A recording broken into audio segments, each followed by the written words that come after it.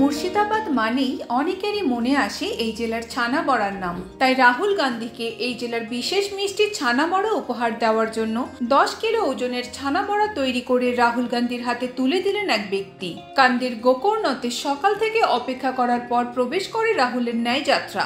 রাহুলকে দেখতে পেয়ে খুশিতে উন্মাদনা হয়ে ব্যাপক ভিড়ের মধ্যে পড়েও রাহুল গান্ধীর হাতে নিজের হাতে তৈরি করা 10 কেজি ওজনের ছানা বড়ার হাড়ি তুলে দিলেন এক মিষ্টি বিক্রেতা। ওয়েট আছে 10 কেজি। ছানা বড়াটা আমার দোকান থেকে দেওয়ার কথা ছিল। আমার দোকানে 2009 এসেছিল, 2014-তে এসেছিল। তো এবারেও মনে করেছিলাম আসবে, সব কিছুই রেডি করে দিয়েছিলাম। নামার সুযোগটা পাইনি বলে আমি এখানে দিতে এসেছি।